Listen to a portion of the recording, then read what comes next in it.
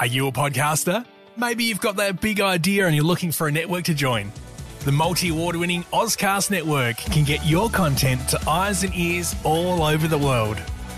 Join now for the first month free, and you could be featuring this sound at the beginning of your podcast. Ozcast. Simply head to ozcastnetwork.com for details. Connect with your potential customers wherever they are. Effective uses Comcast viewership data insights to combine advanced targeting capabilities with premium TV and streaming content, so you can deliver the best ad experiences to your audience no matter how they watch. Visit EFFECTV.com.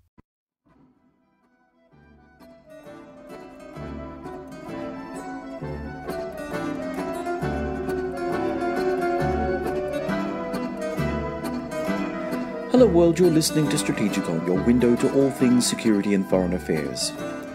Venezuela is a country that very few people in Australia pay attention to, and for good reason.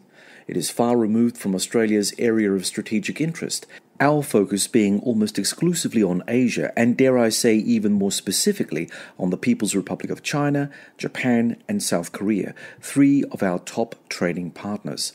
This narrow view of Australia's interests may well in time leave Australia vulnerable to being blindsided by a black swan event, for you see, Australia is not just a middle power on the periphery of Asia, it is a middle power with global responsibilities based on its enduring alliance with the United States. As we have seen in recent history, since 1945, where Washington goes, Canberra follows suit. Venezuela has long been one of the US State Department's top areas of concern. Sitting on top of some 300 billion barrels of heavy crude, the country has strategic value to the United States, being geographically close to the US market. It is also an area of concern for other reasons. Venezuela is a home for terrorist financing, narco-trafficking, Iranian interests, Hezbollah interests, Cuban interests, and Colombian interests. Coupled to the country's poor governance and atrocious economic management, the country is vulnerable to all manner of internal and external pressures, all of which can turn what should be one of Latin America's leading economies and societies into a completely failed state. Washington, already laboring under the remorseless flight of people from Latin America to the US seeking a better life, cannot afford the implosion or explosion of Venezuela. This would only add to the burden of America's undocumented arrivals and further polarize American society between the far left, the far right, and all the attendant identity politics warriors in between. So what to do? Today we are once again joined by R. Evan Ellis, Professor of Latin American Studies at the U.S. Army War College Strategic Studies Institute, who will help us navigate the complex and fragile nature of Venezuela. Before we start today's episode, I would like to remind listeners that Strategicon can be found on iTunes, SoundCloud, Stitcher, TuneIn, YouTube, and on the Sage International Australia website, www.sageinternational.org.au. Hi, Evan, and welcome back to Strategicon. It's a pleasure to be with you. Thanks. Evan, can you please give us a potted history of Venezuela over the course of the past 20 years? Is it true to say that the country's problems were not always as bleak as they are now, and were many of these problems a consequence of former President Hugo Chavez's socialist tendencies? It's a great question. Venezuela's history going back just 20 years actually coincides with the rise of Hugo Chavez and his Bolivarian socialist movement. You have to understand before that, however, that what really allowed Hugo Chavez to come to power was a deep-seated sense of frustration with the corruption, in the sense that with the alternation of the two principal parties in Venezuela, the Christian Democrats and COPE, that really nothing had changed, and the parties were really just splitting up the spoils for themselves. And so Hugo Chavez, who actually in 1992 had led a group of military officers rebelling against what was seen as a questionably legitimate and corrupt regime, was seen as having had some legitimate beef with the country. And so the mistake perhaps that was made in 1994 was to pardon Hugo Chavez, which set the stage for him to come back as a political contender in the 1998 elections, ultimately bringing him to power in 1999. And basically amidst a divided middle class in Venezuela and a lot of loss of confidence in the ability of the system to really deliver the goods. Basically, Hugo Chavez was very successful in mobilizing the previously marginalized poor classes, the people who really had been outside of the prosperity that Venezuelan oil had at least theoretically brought to the country. However, from a very narrow margin of victory, Hugo Chavez, through selective mobilizations of the people and understanding how to talk to the people, slowly created a series of conflicts which allowed him to recast power in his favor and come to capture a control over institutions. And so without going into all of the different conflicts, of course, there was a very important rewriting of the Venezuelan Constitution in 1999, which led to a strike by the major business federation, Fedecámaras. The things really came to a head in 2002, of course, when you had actually two things. One was a series of protests which led to killings and briefly a coup which installed Pedro Caramona in power. But then the Venezuelan military deciding that the way in which Caramona had appropriated power over the legislature was not legitimate, leading them to basically move away from that and creating the stage for Hugo Chavez to come back into power and basically purge those who had worked against him. But the 2002-2003 general strike, again, was an attempt to rebel against some of the changes that Chavez was making. But there again, in many ways, the middle class blinked, and Chavez showed himself to be more able to undergo the pain that was being inflicted than the rest of Venezuelans. And so the general strike itself faded away by 2003. And really at the core of the general strike was the strike of the national oil company, PDVSA. And when the PDVSA strike folded, that allowed Chavez to be able to take over and fire about half of the PDVSA workers, which from a technical standpoint for PDVSA was catastrophic. It helped to ruin what was one of the finest professional oil companies, state-owned oil companies in the region. However, strategically it allowed Chavez to take control of the oil company and begin using it really as a cash cow to fund many of his programs. And again, there was a series of other, cascading conflicts, which basically he won, which included taking control of the National Electoral Council, changing some of the rules of the games of the electoral system. There was an attempt to do a recall referendum, which is allowed under the Venezuelan Constitution, in the middle of a presidential term. Opponents tried to kick him out that way, but ultimately failed. Again, and you had a series of things like that. At the same time, what was happening in the economic front is Chavez was little by little taking control over major industries. He was taking control of some of the strategic oil reserves going back to about 2006, the very important new Orinoco heavy oil, which really is the oil we talk about today when we talk about the 300 billion barrels of recoverable oil. He also was taking over industries such as the telecommunications. With respect to media, he was making it very difficult for major opposition media operators to continue to get the newsprint and things that they needed to operate. And so little by little, essentially the economic space and the political space that the opposition had to fight against Chavez was lost. And at the same time, the military was becoming increasingly involved in the corruption that was expanding during that time. Some of the contraband activities with Colombia that came out of some of the state-controlled economic activities. And so at the end of the day, you had a situation where Chavez had accumulated pretty much absolute power, but was really using relatively high oil prices to be able to sustain that. Essentially, although the rest of the economy was falling apart, there was enough money coming in from oil, which the state had really captured, so that they could redistribute some of that to followers and pay them off and keep those happy while not really suffering from the massive costs. As you're aware, there was also a series of other actions with respect to extra-hemispheric actors that Chavez took. So reaching out starting about 2004, 2005 to the Chinese, beginning to borrow money from the Chinese, reaching out to the Russians after the United States began to cut off security cooperation. And so that was when we began to move into about $11 billion ultimately of Venezuelan purchase from the Russians.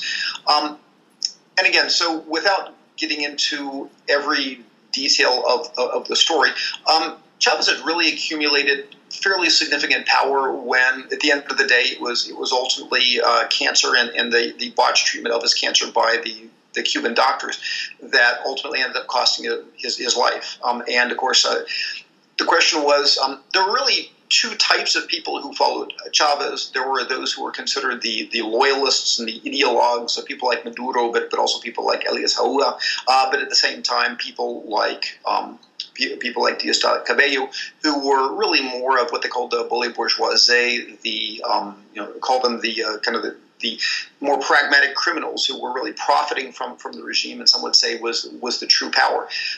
And in a way, when Chavez chose to appoint on his deathbed basically Maduro to succeed him, he was choosing essentially loyalty over cynicism, thinking that this would help to ensure the revolution. To go then to your question, and of course, in many ways, Maduro, with perhaps less of the political skill than what Chavez had, proceeded to botch the Venezuelan economy in a even more grave fashion than Hugo Chavez had with some of the state controls in socialism. Recognizing, for example, that there was significant increases in prices because of the shortages that had been created. Maduro basically tried to punish those who were rising prices farther, pushing people out of power. He tried to essentially take over major industries that were the producers again because they weren't producing at a low enough price to keep supporters who depended on their products happy. And so basically by chasing the symptoms, what was really left of the economy was essentially decimated. One of the big problems also was the control of the exchange rate that was really begun under Chavez and created enormous opportunities for corruption, the old Sacadi system. First of all, one of the traditional problems that populist regimes have always had in Latin America is essentially that people whose property is being appropriated and don't like the populist policies like to take their money and flee the country. And so, in a way, controlling the exchange rate, on the one hand, was originally designed to to block capital flight, but at the same time, it also created enormous opportunities for corruption because there were only limited amounts of dollars that you could get. And so if you were one of the people who were politically blessed for the dollars, you could take those dollars and then turn around and basically sell those dollars on the black market for enormous instantaneous profit. But as the Venezuelan exchange rate became more and more out of whack with what the market actually demanded, it created all sorts of other problems. If you couldn't get the dollars that you needed to import goods, that meant that you couldn't get the primary products and you couldn't produce things. It also began to impact airlines and others who really couldn't, who weren't willing to continue to take Bolivarians, but rather were taking when they couldn't get access to dollars. Even firms such as those from the PRC had difficulty in getting adequate numbers of dollars.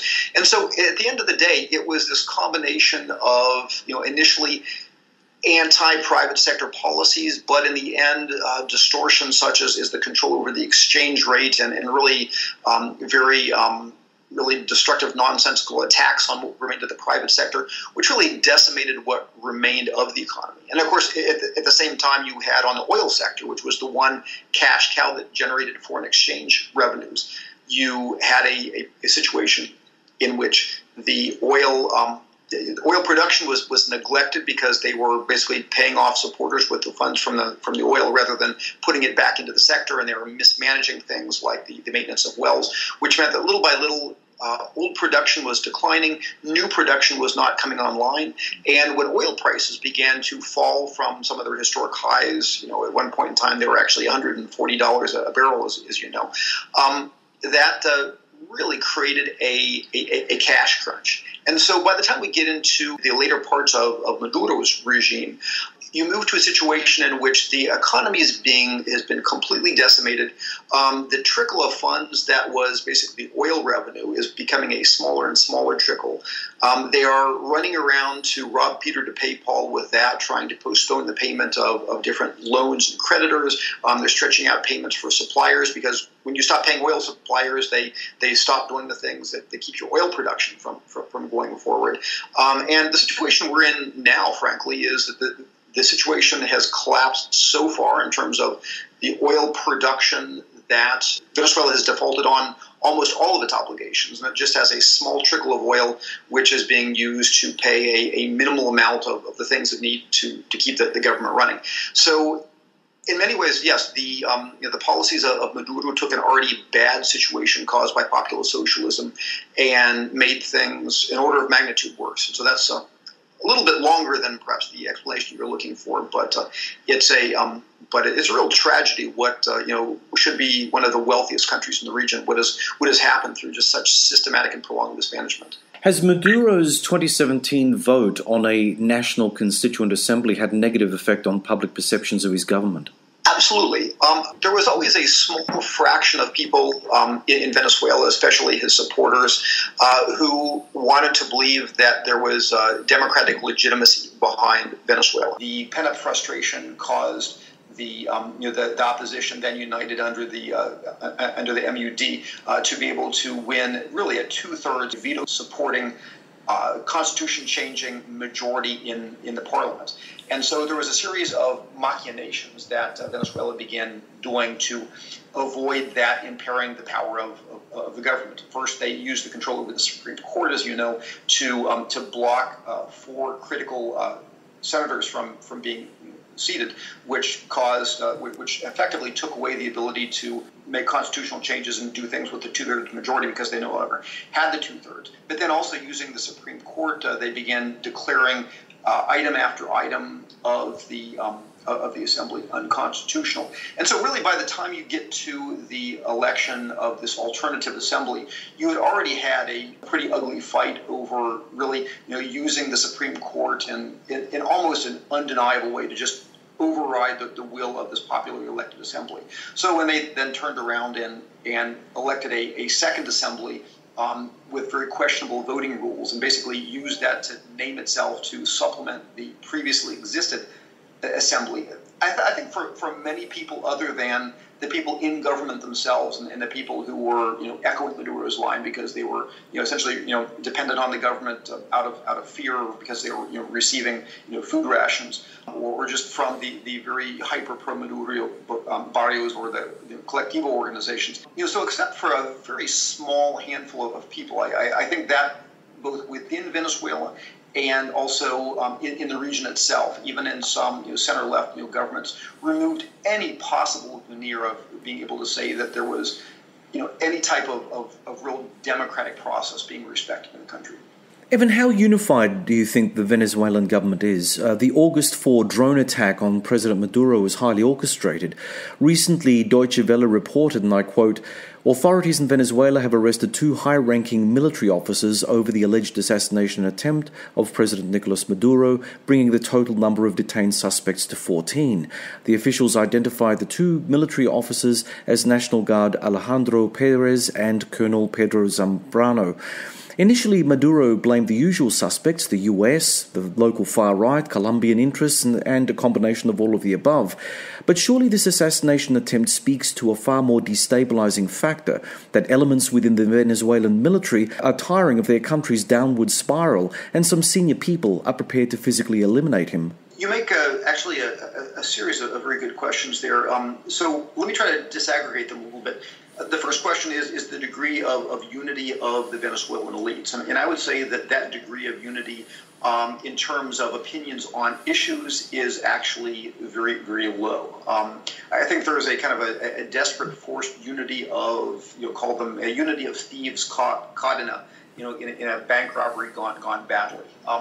So, if you look at those people who would consider themselves the bourgeoisie, people such as Diosdado Cabello, who have been involved in very ugly activity, my sense is that there's very little respect for the managerial capability of Maduro and the more elite. There's tension between, for example, the Cubans as well, and again, the more kind of criminally oriented. The Cubans don't trust the ideological orientation, and at the same time, however, people within both the military and people within the bourgeoisie do not trust the Cubans' attempt to maintain ideological control and guidance through Cuban intelligence infiltration in the military, which is no surprises, is hugely unpopular in the military and also in other parts of society through, for example, the Cuban doctors, et cetera, et cetera.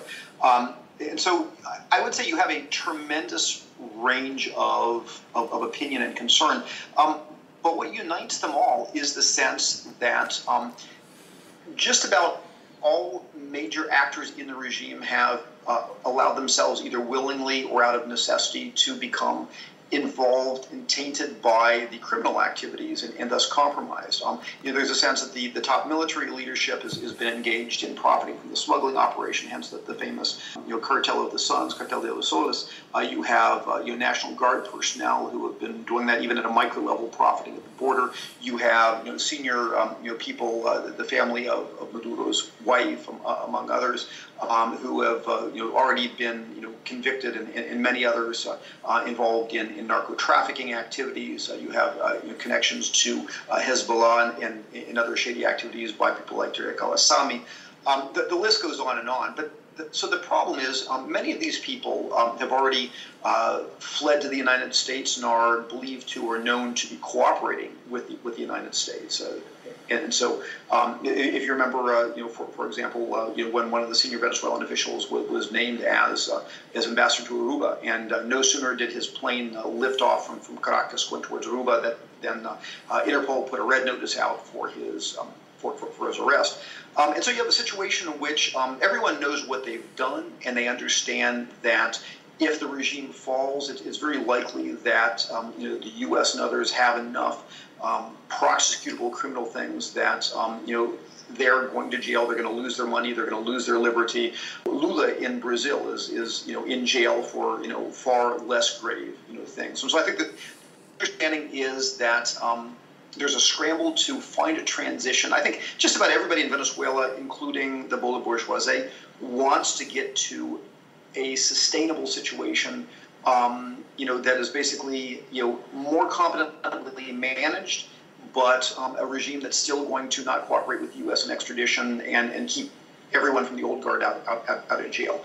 So I think that's what unites them. Now, to then the second part of the question having to do with the drone attack. First of all, it's the number of people that you actually need for that type of attack is relatively minimal. I mean, you need somebody who is able to get a little bit of C4 explosive. You need somebody who knows a little bit about drones. So you could probably do something like that with 5 or 10 people. And as a matter of fact, with the coverage that you have, the penetration of Cuban intelligence, it's probably something that was done with fewer people rather than more people, just by the fact that it actually succeeded.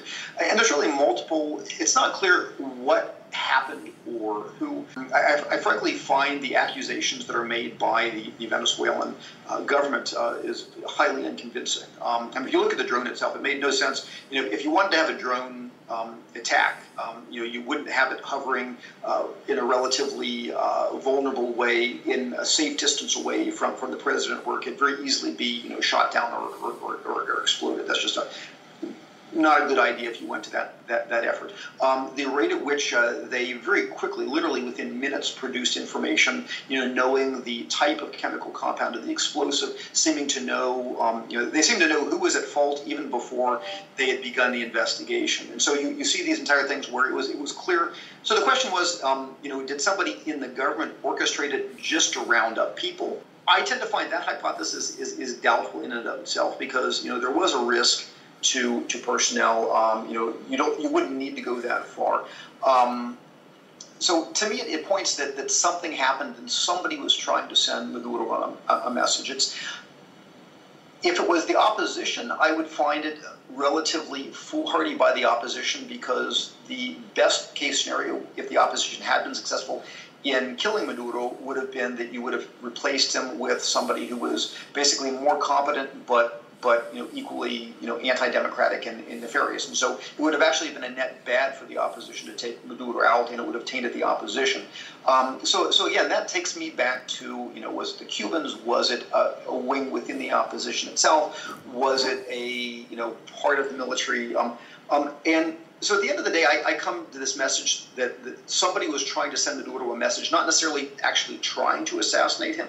but at the very least sending him a message trying to perhaps warn him to be more compliant or something like that. But at the very least, I think lots of people are taking lots of different messages, and not just within Venezuela, but I think clearly the Russians and the Chinese must now know that at least somebody sees the situation as untenable enough that they're willing to take dramatic action. And so really the question becomes, what happens next? And I think for the Russians and the Chinese, who do they need to be talking to be in the right position, not to be caught by surprise if there is some type of regime transition, not because of the drone attack, but because of the frustration that it shows. Evan, you make a really interesting point here, because here in Australia, we take, I would even say, I'd go so far as to say we don't even take a passing interest in affairs in Latin America because it's just too remote for us to worry about. We're more stuck in the Asian area.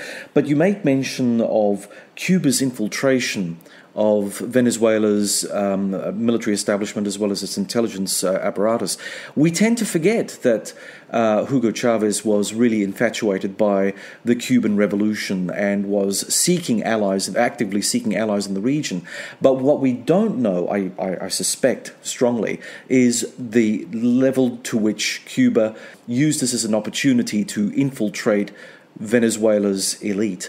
Can you just sort of walk us through that little bit of history? I find that fascinating. Sure, absolutely. And this is a story that probably at least in the near term will not be fully told for a while. And it's a story where probably a lot, at least until the regime ends, and you can go back with a clearer analysis. Many things will be unknown.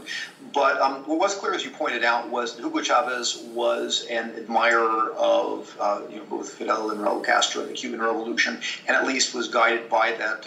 Looked especially to Fidel as somewhat of a mentor. Felt a desire to help support Cuba as kind of the senior brother and ideological guide in whatever way possible, and that led in part to the Venezuelan oil deliveries. That led to a collaboration which opened the door with the Cuban doctors, and it becomes clear that perhaps in part to help protect Chavez from himself and the enemies within Venezuela, there was the acceptance of basically the Cubans to basically defend his own revolution against his own people, something that was bitterly opposed within the senior ranks of the Venezuelan military. But you say, well, how deep is the penetration today? Well, I mean, what is clear is you have numerous people who are have full authorization to penetrate and monitor the Venezuelan military at all levels. You also have Venezuelan Cuban special forces, the Avispas Negras, that it's questionable whether they are there to protect the Venezuelan leadership as well as much as they are there to protect other Cubans in the country. Again, you also have the doctors and sports trainers, of which you have penetration in all sectors of society, and certainly substantial intelligence gathering there, probably to understand not only the Venezuelan government and who the opposition is, but also, frankly, the trying to understand the dynamics of the individual Colectivos, which support the regime in a more indirect and unpredictable way. And at the end of the day, you also have this question of Cuban-funded and perhaps Russian-funded cyber espionage capabilities. It's not clear fully the extent of the regime's ability to monitor its own people through its control of state apparatuses and the use of software, everything from the suspicions of the famous cartohuellas, the devices for monitoring who voted by their thumbprint, and then of course being able to now attach that to the new national card, the new national identity card system.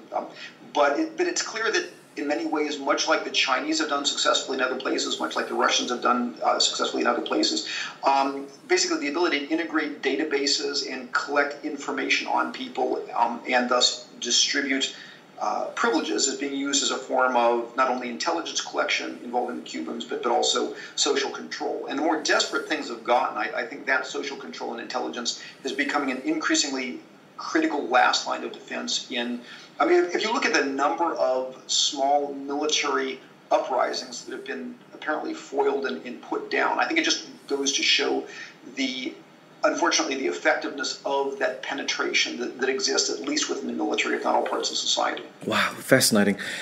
Well, let's move on. An outsider might think that Venezuela is at a pre-revolutionary stage.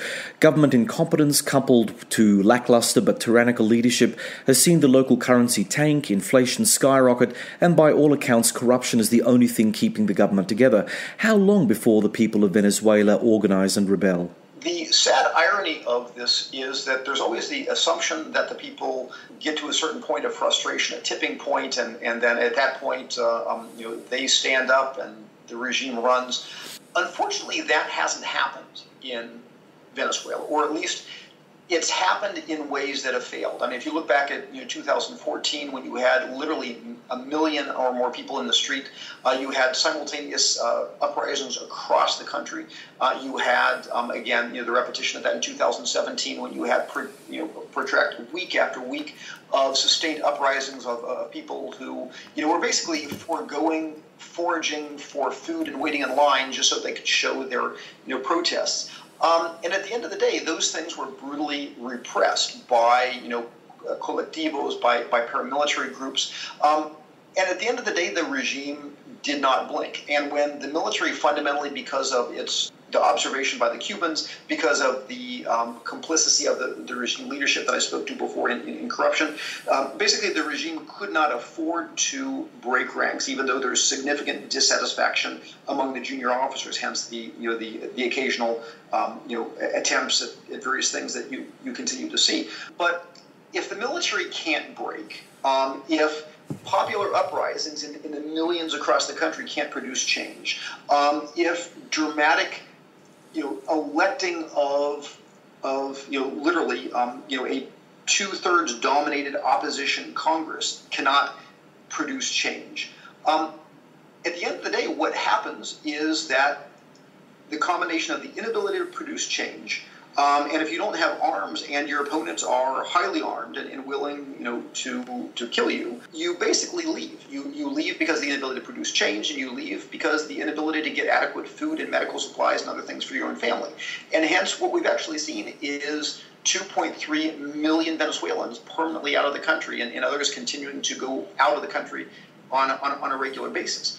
If you say, well, how bad can things get before things change? You can point to Zimbabwe, or you can point to, frankly, North Korea, where tens of millions of people died of famine, but could not change the regime.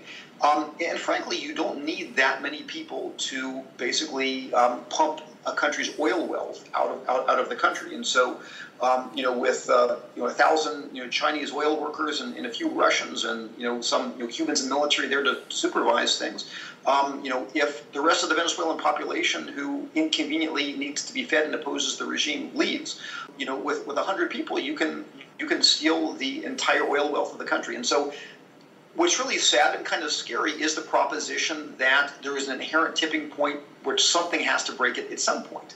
And the sad thing is, absent external intervention, you do not necessarily reach the case. And now we'll take our usual musical interlude. You're listening to Strategicon, the podcast of SIA.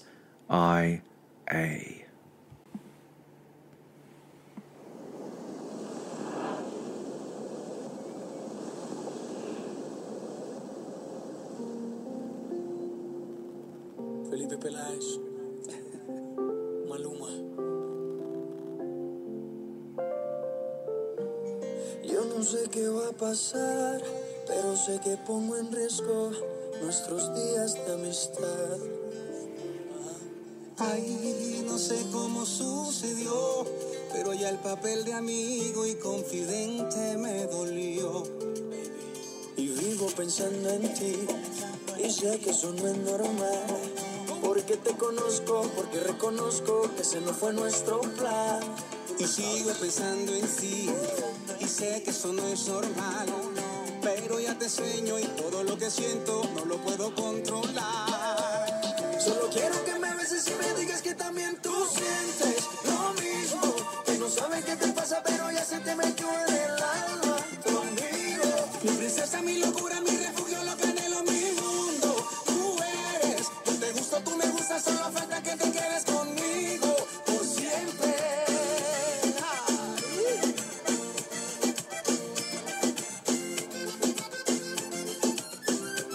Alright, baby. que de mí tú te enamorarías. Fui tu confidente, el que secreto más sabía de ti. Pero a quien quieres mentir, tu molde se perdió, solo te hicieron pa' mí. En nuestra historia solo hubo un mínimo error. Ser tu confidente y meterle el corazón. And that was Felipe Payeles with his 2018 hit Vivo Pensando en Ti, featuring Maluma. Now we'll return to our discussion on the plight of Venezuela with Evan Ellis from the US Army War College. As a long-term Latin American observer, how is Maduro seen by other Latin American leaders? What sort of regional support has he got? And how likely is he to maintain it, considering that other Latin American leaders will probably think that the status quo is preferable to chaos breaking out in Venezuela? I think little by little, Maduro has lost what regional support he had. There are still, I believe, a core number of Latin American leaders, principally on the left, who support him more because it's in their own strategic interest rather than because they think that he's either a competent leader or a good representative of the left. And so, clearly, and also what you've had in Latin America over the past 2 years, ironically, Nicolas Maduro and indirectly, Hugo Chavez has done more for the cause of the Latin American right and more for destroying the Bolivarian Revolution than any other leader that could have been imagined. Because if you look at the series of elections in Latin America over the past 2 years, the cry of let's not make our country another Venezuela, let's not let the left in power has been a constant cry. And of course, most recently, Ivan Duque, with the possible exception of AMLO in Mexico, which was driven by other factors. But if you look at the elections in Chile, if you look at the fall of Lula in Brazil and now the Brazilian elections, if you look at if you look at even going back as far as the rise of Macri in Argentina and his consolidation of power in Congress in the recent congressional elections, this real movement to the right has been largely because of the bad lessons of Venezuela.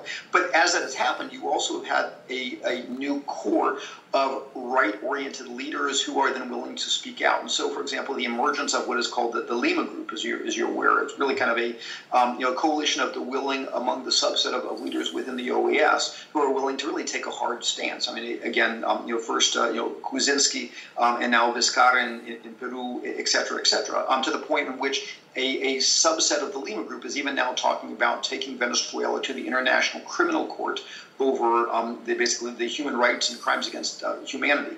At the end of the day, again, you find a small number of leaders in the Caribbean who are dependent on Venezuelan oil under Petrocaribe, although they have not gotten a lot of that oil lately. And secondarily, again, you have a core number of the initial ALBA countries. And so, even then, you have Lenin Moreno in Ecuador, who replaced Rafael Correa, who I would call Lenin Moreno a principled leftist. And even then, although he has been reluctant to get too critical of Hugo Chavez and Nicolas Maduro, he has certainly been willing to be critical to a certain degree of the anti-democratic processes going on in Venezuela and the potential human rights violations. And so, again, at the end of the day, what you're left with is, of course, the Castros, and, of course, now Miguel Diaz-Canel, who's taken over in Cuba, at least at the level of the presidency. You have Evo Morales, again, whose own revolution is tightly tied. But, again, I don't think that even somebody like Evo Morales respects to such a degree. Evo Morales' own leftist corporatism, if you will, has been forged in a way that was much more pro-market and much more compromising than Nicolas Maduro's policies. But at the end of the day, you understand that if you talk trash within the family, so to speak, you're really undermining your own cause, even if you might truly despise and not have respect for the leader within your own ideological family, so to speak. And so I think the real support for Maduro is really very, very limited, much more limited than the votes in the OAS, for example, would seem to indicate. Just on that point, Venezuela has recently asked Peruvian police to aid in their manhunt for 2 suspects tied to the August 4 assassination attempt. How willing will Peruvian authorities be in their cooperation? This kind of reminds me of an old old Soviet-era maxim that you keep pretending to pay us and we'll keep pretending to work. It's really a bit of a charade here. I don't think that you're going to see any real cooperation by the Peruvian authorities to it was symbolically necessary that they pretended to ask, knowing that they're not going to get it, because there's absolutely no respect in Peru for the objectivity and procedural integrity of the Venezuelan request. And so I think this is just tossing a wasted symbolic shot over the bridge. I don't think it's going anywhere. Okay. How interested is the US government in the fate of Venezuela? President Trump has indicated that a US invasion of Venezuela might be an option, though clearly we see that his Twitter feed is no true indication of government policy. Can you please walk us through current US government thinking on Venezuela in general and Maduro in particular? Absolutely. First of all, I would have to say that if there are a handful of critical issues that gather the attention up to the highest level of our government, including, as you just pointed out, Donald Trump, Venezuela is certainly at the top, if not very close to the top of that list. And I think if you look at the key influencers within our government, which is probably a much more unique situation than what we've had in governments in the past. What you do find is that across the band of those influencers and deciders, there is a pretty strong consensus that something has to be done about Venezuela. Now, what that is ranges.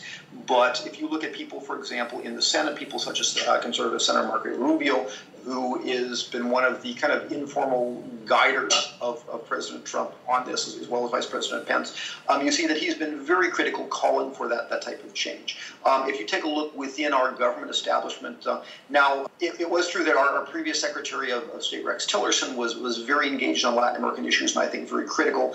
The fact that the new Secretary of State is a little bit less focused because he rightfully needs to worry about other things such as North Korea's nuclear weapons program, that takes you in a different direction. And of course, we're also impaired by the fact that also at the Department of State level, we're still waiting for the confirmation of the person who does policy at the Department of State, which is going to be Kim Breyer, presuming she's confirmed. So that tends to take Department of State outside of the equation a little bit.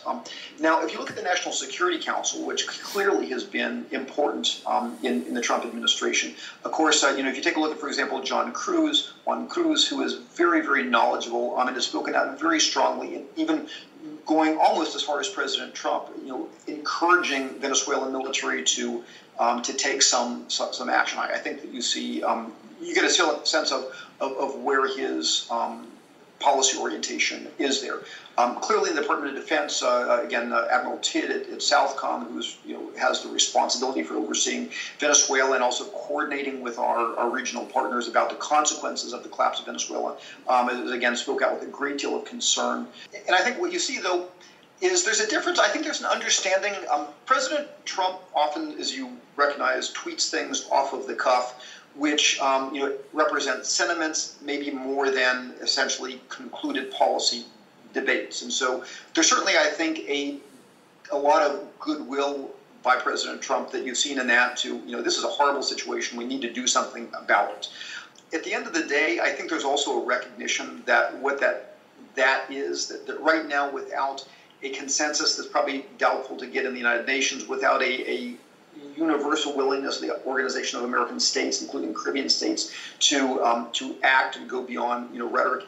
It's almost unthinkable that if there was that the U.S. would unilaterally or with a small number of willing partners invade. I think there's a sense that not only are we overcommitted elsewhere, but that would actually serve the Venezuelan regime more than it would serve the United States. It would replace one type of chaos with potentially a broader type of chaos, because the problem is, if you have an invasion, you have a spillover to Colombia. You've got the FARC elements in Venezuela, for example, interacting with the situation in Colombia. You have a possible diversionary military operation against Colombia, which would widen the conflict. You would have an acceleration of refugees going throughout the region. You would likely have a breakdown of these very difficult relationships between the Colectivos, who kind of like the Iraqi Republican Guard would be in a disorganized fashion, wreaking chaos, defending the regime. You have narco-traffickers trying to defend their property and interest in the regime. You have the Cubans whose disposition is as of yet unclear. You'd have the likely splitting of the National Guard and the military. And so I think you'd very quickly turn the situation into a far worse, bloodier situation than you already have. And so I think what I've seen is there's definitely a strong desire across the administration for action and taking it very seriously, but I haven't seen the identification of something that wouldn't, that's worth doing, that wouldn't make things worse than they already are. And so I think, but the fact that the U.S. is not active does not mean that if a viable option presents itself, especially in a multilateral fashion, that the United States could not move towards action. It's just, but I think the current options don't present anything that would make things better and not worse. A recent Reuters report on the state of the Venezuelan bond market said, and I quote, "The government of President Nicolas Maduro has halted almost all foreign debt payments leaving Venezuela, which has a debt loan of around $60 billion in direct and subsidiary foreign bonds in default." Evan, how dire is this situation? The reality is that, on the one hand, Venezuela really has stopped paying its bonds. And there's really two categories. There are the PDVSA bonds, which are a little bit more vulnerable because they're not protected as fully by sovereign immunity, although Venezuelan lawyers are running around the world trying to delay cases that are trying to attach various different Venezuelan assets. And then, of course, you have the Venezuelan federal bonds themselves, which are more protected by sovereign immunity, but have also apparently been default. And I think you actually have several billion, at least a little over $1 billion coming due, I think, in the next couple of weeks, which will probably be one of the first formal Venezuelan government bonds that will be outright defaulted on and not just, prolonged or the interest coupons not paid. Beyond that, what you have is this massive accumulation of legal cases. And so you have the Crystal X case with respect to the gold mine. You have the ConocoPhillips case. And a lot of these cases had been winding their way through courts. But the Venezuelan government and PDVSA is running out of latitude to defer and postpone those things. And so what you're starting to see is that things, even Citgo's assets, were recently attached in, I believe it was one of the Crystal X cases.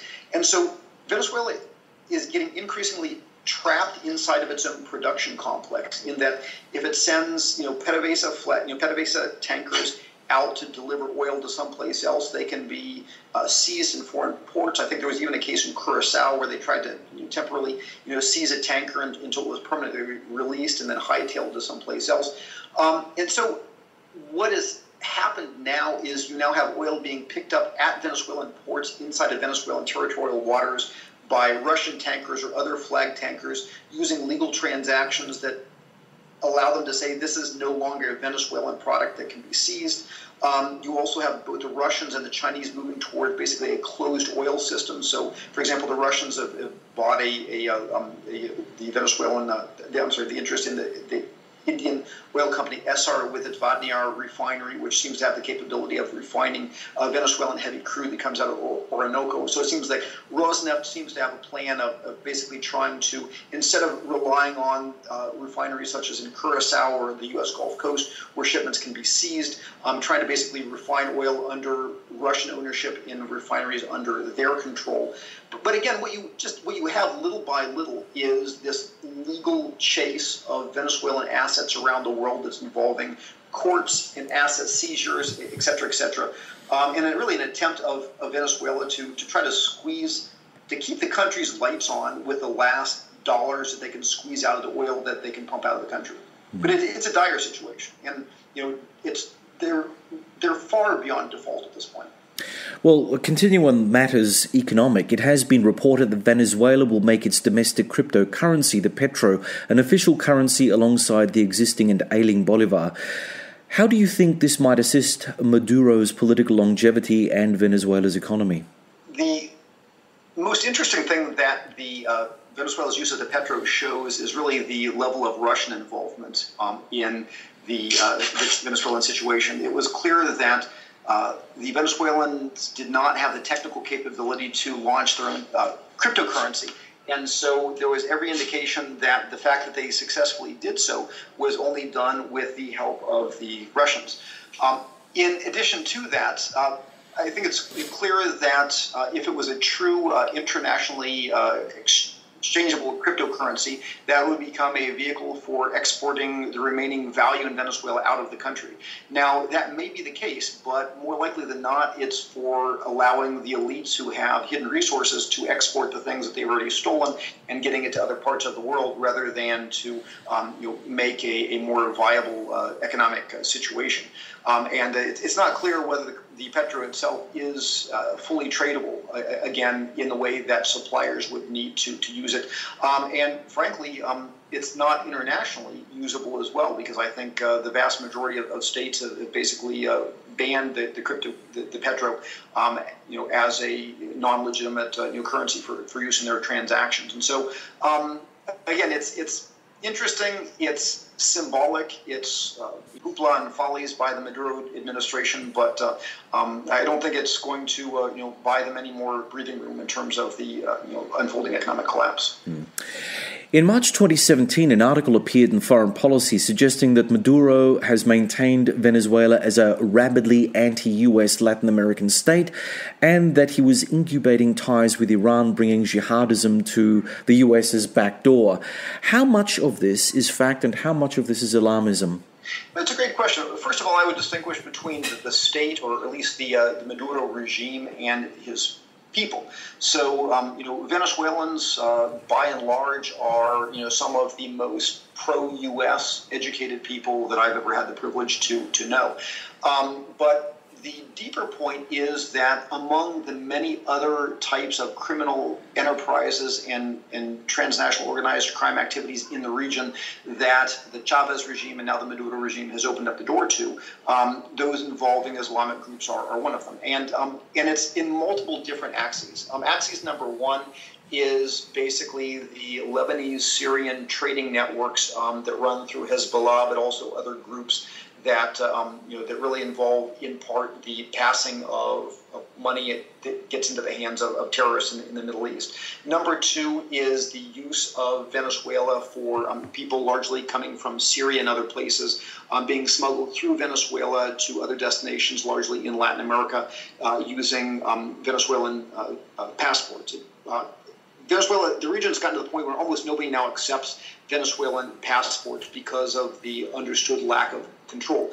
But that did create a problem for some point in time.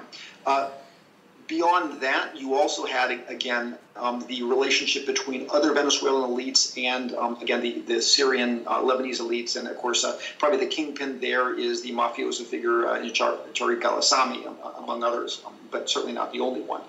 But then you have the deeper Iranian connection that you alluded to. Now, Iran is not Hezbollah, although Iran oftentimes coordinates with Hezbollah, not just in Venezuela, but other places. And so you had numerous things going on as far back as Hugo Chavez, where Iran was sending their paramilitary elite forces, the Quds forces, into Venezuela. It was often rumored that main airline flight, the Conviasa flight, was being used to bring Iranians in. It was believed that part of that was, at least under the former regime of Mahmoud Ahmadinejad, before Iran escaped international sanctions, was being used to collaborate probably on helping Iran to improve its missile production capabilities, the technical abilities of the Shahab-3 and other missiles on the Paraguay Peninsula, kind of away from observation there in Venezuela. It then came out that there was at least one co-production of a military drone that was done again in Venezuela with Iranian technology, but that was a minor issue.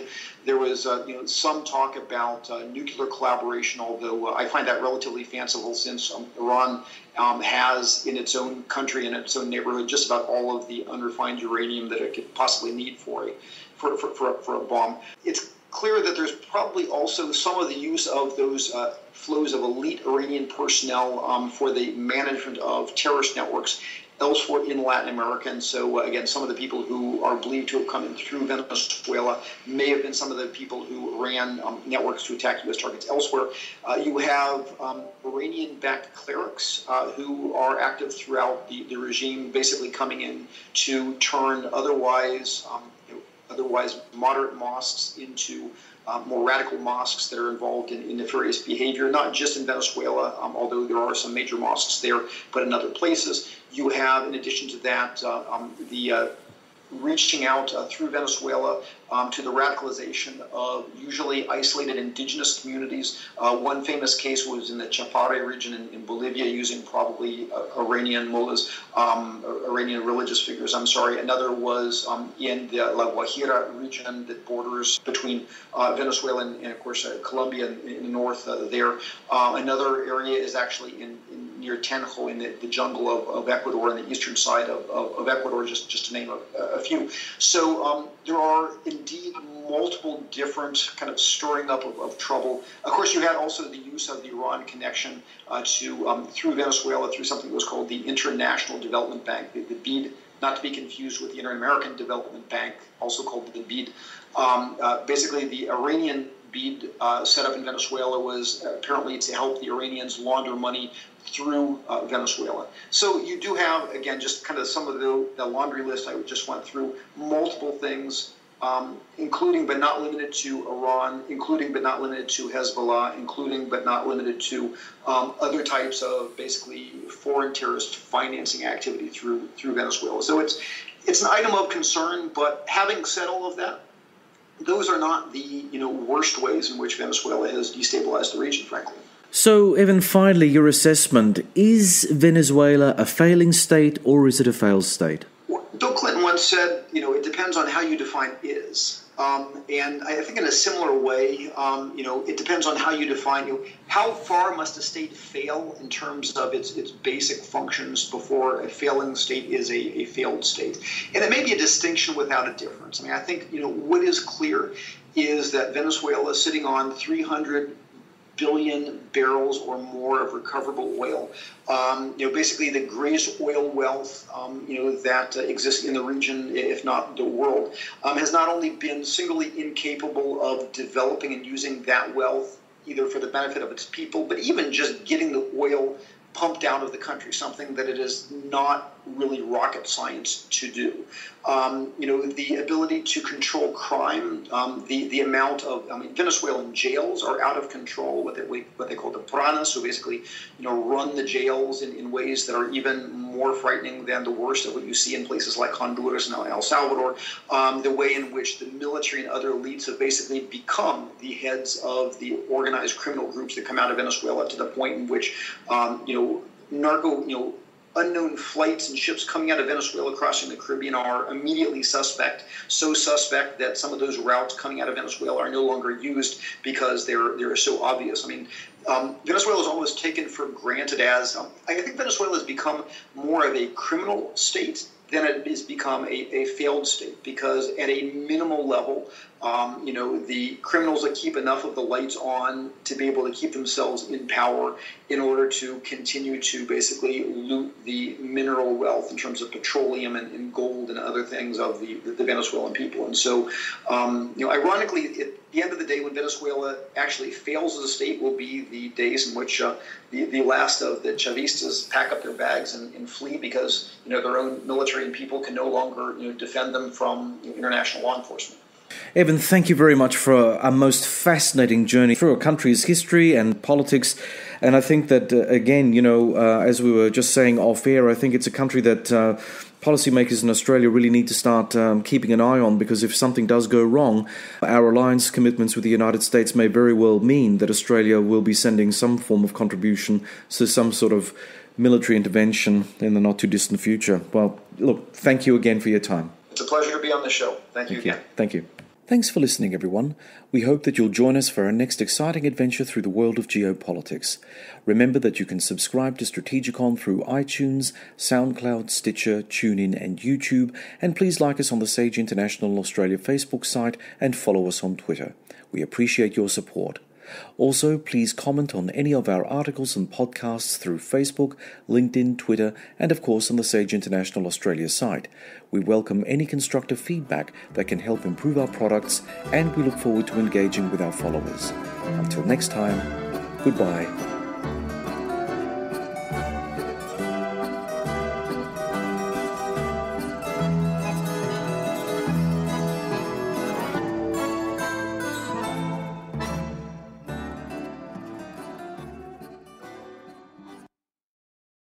Doctora Ramos, a la sala de espera. Hay un problema que afecta a muchos niños que no puedo resolver sola. Se llama estrés tóxico. Es la manera en que el cuerpo de los niños responde a experiencias difíciles, desde palabras bruscas hasta una pérdida dolorosa. Esto hace que sea más difícil combatir infecciones y enfermedades. También aumenta el riesgo de problemas de salud a largo plazo. Pero hay pasos que los padres pueden tomar para ayudar. Aprende 4 cosas que puedes hacer para superar el estrés tóxico en first5california.com. Are you a podcaster? Maybe you've got that big idea and you're looking for a network to join. The multi-award-winning Ozcast Network can get your content to eyes and ears all over the world. Join now for the first month free, and you could be featuring this sound at the beginning of your podcast. Ozcast. Simply head to ozcastnetwork.com for details.